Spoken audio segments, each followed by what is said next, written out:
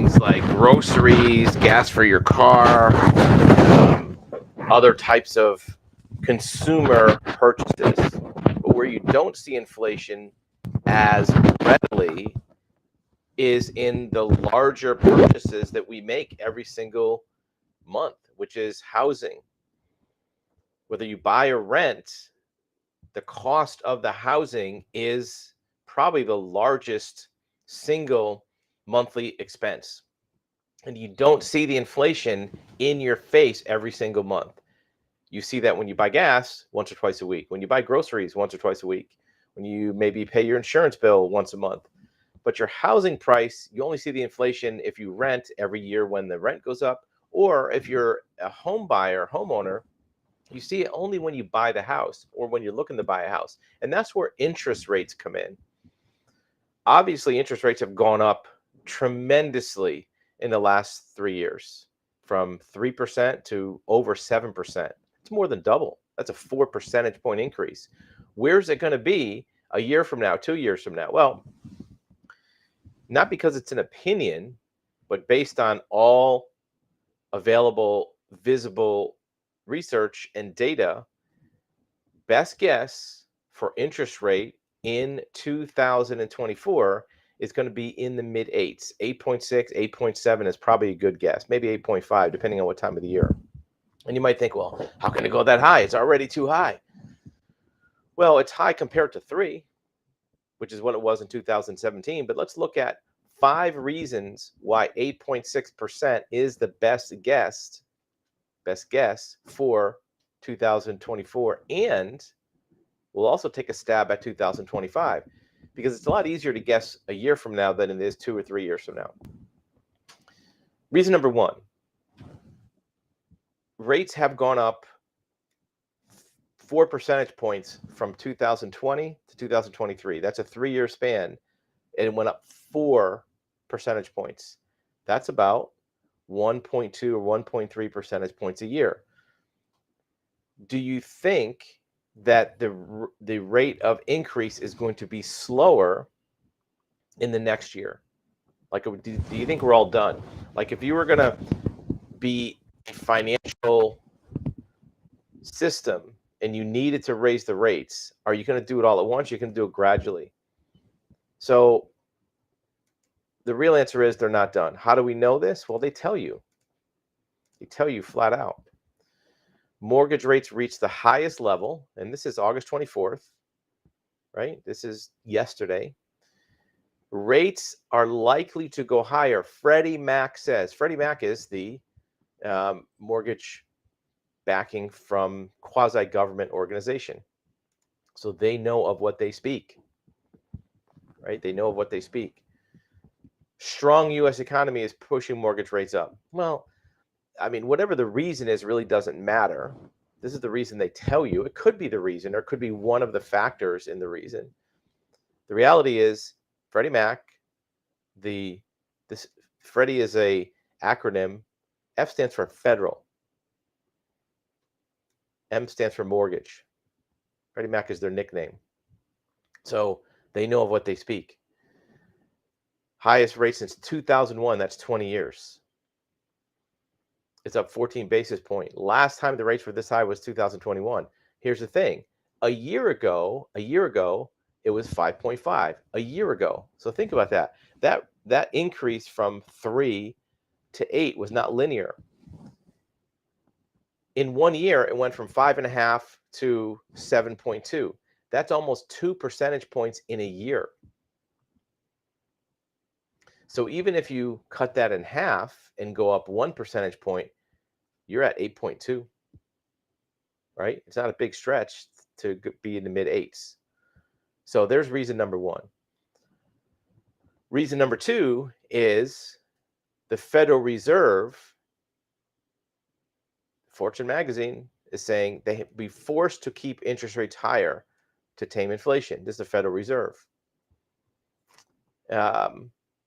Spoke at an annual conference of bankers and said he was going to raise rates. Well, he followed through, raising the benchmark rate to 5.5. That's not the mortgage rate. That's the Federal Reserve rate. making it harder for Americans to afford a home or car. You think that's happening?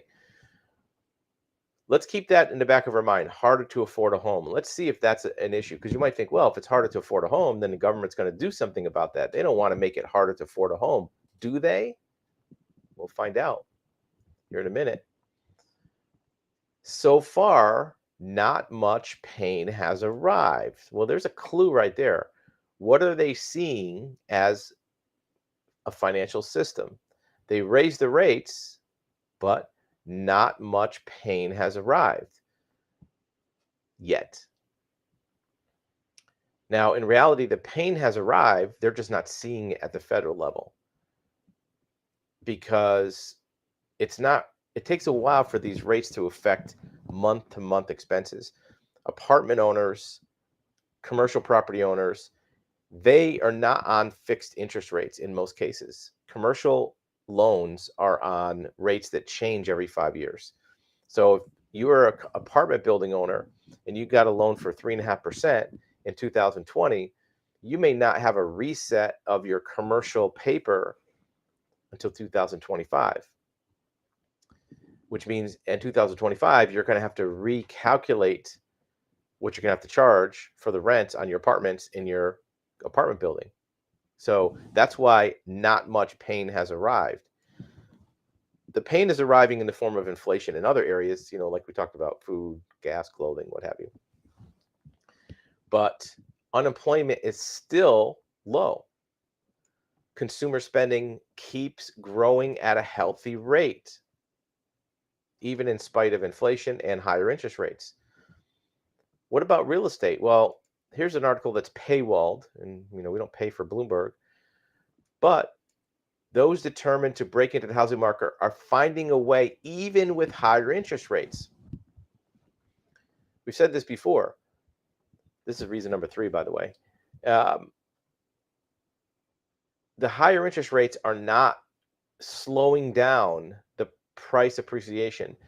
The number of homes being sold is less. Yes, it is. The number of homes being sold is less, but it's mostly because there's not as many homes on the market, right? Not as many homes on the market. It's not because people don't want to buy them. People still want to buy homes. The same number of people that wanted to buy a house in 2019 want to buy a house today, probably even more so. The problem is, number one, there's not as many homes for sale. And yes, some of it is because the affordability isn't there. In 2019, you could find a nice house for 300 grand, get a 3% mortgage. Your payments may be $1,500 a month. Okay, that's doable.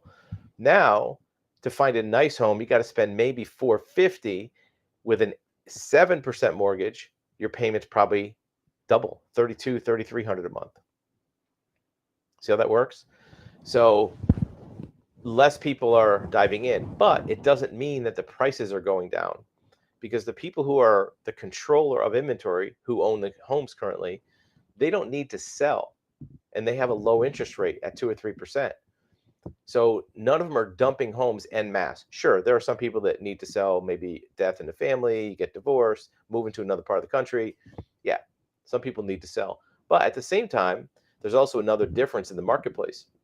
There are institutional buyers. We've all heard the stories from the big corporate landlords that are buying up homes left and right, and they're swallowing up a lot of the inventory. There are some homes that are for sale. The inventory day supply is slightly higher, but in most cases, it's what we call left-handed houses. A house that maybe isn't the ideal home. Maybe it's in a bad area. Maybe it needs work. Maybe it's overpriced. You might think all houses are overpriced, but I mean overpriced even compared to this market. The houses that come on the market that are decent shape, good curb appeal, priced at the current market, they sell quick. Just look at Zillow, stalk Zillow, see what happens. We just saw a house in an area of Oregon that is in a kind of blue collar city, not a luxury area. Went on the market $5 million. Now, it's a nice house. It's a luxury house on a couple acres, but there's no other $5 million houses in this whole town. It sold within 2 months. So the homes are still selling. So what does that do for you? Well, let's talk about the other two reasons interest rates are not going to go back down, and it's going to go to 8.6. First of all, that's the norm. If you go back to last 30, 40 years of mortgage history, mid eights is about where, on average, people would say that's a high rate or a low rate, above or below that number. In the 80s, there were rates 15, 16, 17%. I can remember the first home I bought. It was in the mid 80s, and it was an 11% mortgage, and that was normal. If you got under 10, you were doing well. 5% mortgage for most of history was considered screaming low deal mortgage. So 8.6 is about what it normally is. And the last reason for interest rates being higher is even if the Federal Reserve doesn't bump up as much, the mortgage industry is going to have to start having more net profit. Whether you like that or not, or agree with it or not, or think they deserve it or not, different story. But they're going to have to, because there are so many less closings, fewer applications for mortgages, that their business model is being destroyed. Because it used to be when they would do, let's say, 1 million mortgages a month, let's say, they could divide their expenses over all those mortgages. Now, if half the same number of new mortgage originations are happening because nobody's refinancing, not as many people are buying homes, you have to still pay your overhead. Now, you can cut staff and maybe a few companies merge and other things happen, but if you're doing less business, you can't make it up on volume. So the markup, the margin for mortgage companies is going to have to go up. Plus, another factor that goes into the mortgage industry are losses and defaults. Now, sure, the federal government backs up these mortgages for the most part, but there's still losses incurred to the mortgage company when that mortgage goes default, or it's non-performing. So that's reason number 5. The mortgage companies are going to need to pad their margin a little bit, how much they charge over their cost basis for the retail mortgage rate. Again, could be wrong. Nobody has a crystal ball. Nobody knows for sure. Bookmark this video, come back, look at it again in September of 2024 and see where the rates are. We think it's going to be mid 8s. 8.6 is the target. Now, little bonus. What about 2025? How much more is it going to go up? Is it going to go up? Probably will bump up a little more. It'll probably go up in 2025, not quite the same amount, maybe 9.2, just over 9. Because what they're going to see in the mortgage industry is, even at 8.6, the same number of people are going to be buying houses. Because right now, already, only people who are well off, got some money down, have a good income, good job stability, can buy a house. The people who can't afford a house now, they're still not going to be able to afford a house, whether it's 7.2, 8.6, 9.2. The people who are buying a house now at 7.23 interest rate, those people are still going to be able to buy a house if it's 8.6 or 9.2. It's not going to really change the equation for most of those people. And because of the fact that the inventory of homes isn't busting at the seams, they don't need to make it more high volume with interest rates, right? There's not enough houses to go around. It's like musical chairs. Those who are in houses are sitting in a chair. Those who are renters or don't own a home are not in a chair. So what's the advice?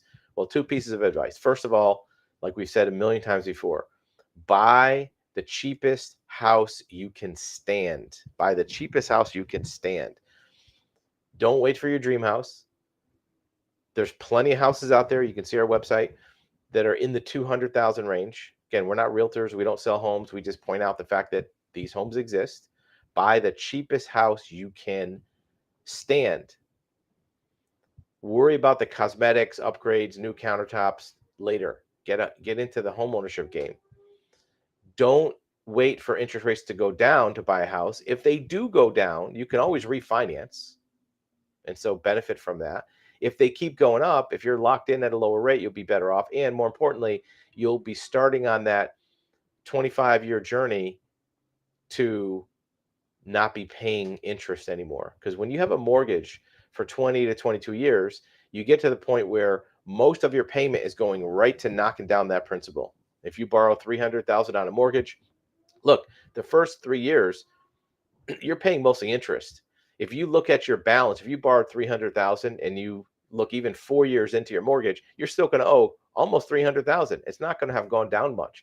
But then once you get into that 6, 7, 8, 9, 10 year range, it starts going down a little bit. Once you get to year 20, man, most of your payment, if you're paying, let's say $2,200 a month on a $300,000 mortgage, more than 1,000 of it every month, boom, it's going to your principal.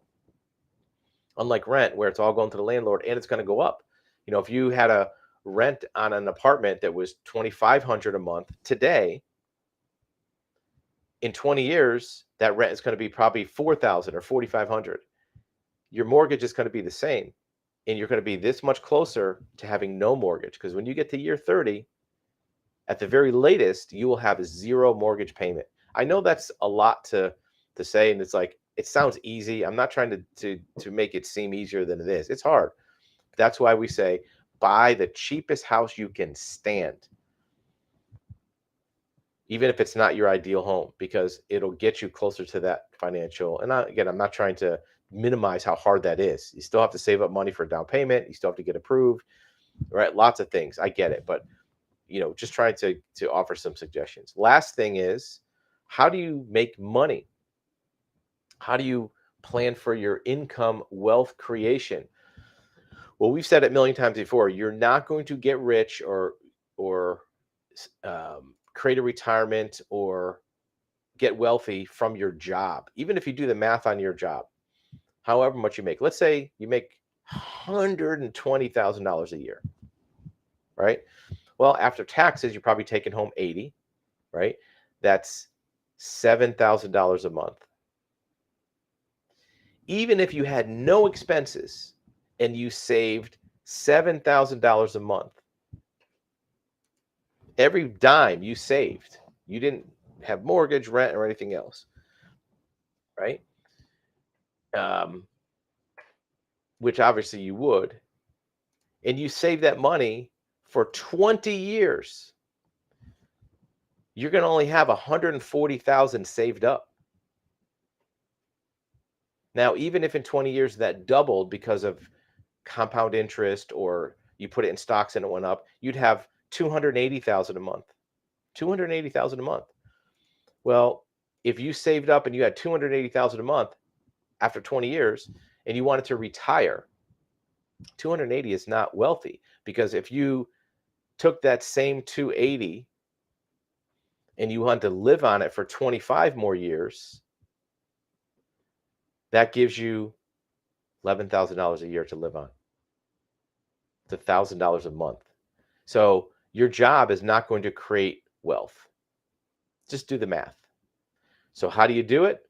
Well, you have to have something that generates income beside your job. It doesn't have to be a lot. You don't have to create some multi-million-dollar, enterprise side hustle. It could be that, but all it has to be is something small. And it's going to take you several years to make it into something even small. When you first try it, it's going to make nothing. Creating a business from scratch is not easy. I've personally created dozens of businesses from scratch. Several of them are very, very successful, very lucrative, many in the millions of dollars. A lot of them end up being nothing. And even the ones that end up being nothing could have been something if we stuck to it and kept pursuing it, but you just can't do all of them. But if you picked one and started on it and started working on it, even if it made $50 a month, $100 a month, and then you keep working on it, now it's $200 a month. Now you have something. If you have a small side gig, side hustle that makes $200 a month, you can double that. 200, you could double it. Now it's 400 a month. If you have something that makes zero, you can't double zero. Even if you double a business that makes zero, you still have zero. So start something. Why is this important? Well, because now if you get to retirement, even if you only have $280,000 saved up, you now have something that maybe now is making $1,500 or $2,000 a month. That can last you forever on top of whatever you've saved up. and it can save you some money in the meantime. Now it's an extra 1,000 or 2,000 you can throw in the kitty until you retire. And now also you have something that generates income. So this isn't just our idea. Now, love him or hate him, you may have heard of him, Grant Cardone. He's very outspoken, very bombastic, right? Meaning that he kind of is very proud of himself. He says nobody becomes wealthy because of a salary, right? You may have a salary goal of mine, you may hit it, you may finally be rich, but it's not going to work. Just we did the math. Now he talks about acquiring assets. You have to own stuff. That's true. But unless that asset gives you revenue, the only thing that you're going to be able to use it for in the future is if you sell it. If you buy something today and it doesn't create revenue, but you could sell it when you're 65, yeah, that makes money. But in the meantime, it's not generating revenue. So assets are an important part of it. And he talks about some other things too. But the bottom line is that he did the math. Nobody becomes wealthy because of salary. And you can't, no matter really how much you make, unless you have other income or unless that salary is put into investments early on when you're in your 20s and you build up a portfolio that has, you know, maybe dividend stocks or other types of revenue generating. So just do the math. How much would you have to save to have X amount of dollars when you are 65, right? Whatever age you're at now, let's say you're 45, subtract that from when you want to retire. Let's say 65, that's 20 years. How much do you want to have when you are 65? Let's say you want to have $1 million, right? $1 million divided by 20 years, that's 50,000 a year. You have to save $50,000 a year to get to $1 million in 20 years. See how that works? So that would be 4,000 take home, which means you'd have to earn probably 7,000 to save $1 million. You'd have to squirrel away 7,000 of your gross pay to save up $1 million. Again, not to make it sound more of a hassle. You might think I can barely afford my groceries or my gas. That may be true, but it's only going to get worse if you don't at least do a couple of these things. Number one, buy the cheapest house you can stand, even if it's a shack, a sled, right? Because that'll get you out of the rent burden down the road. Number two, get something going on the side. It can be very small. You could make little woodworking projects. You can make stickers. You know, we bought some stickers, you know, from a sticker company. There's people who do this for a living. And you don't make a lot of money at first, but if you learn how business works and do the math, you can make it into as big as you want. I know you have an opinion about this. I know you have an opinion about this. Let us know in the comments what your opinion is and what you think is going to be the outcome for the economy with these interest rates, with home prices, even car prices. See you on the next video.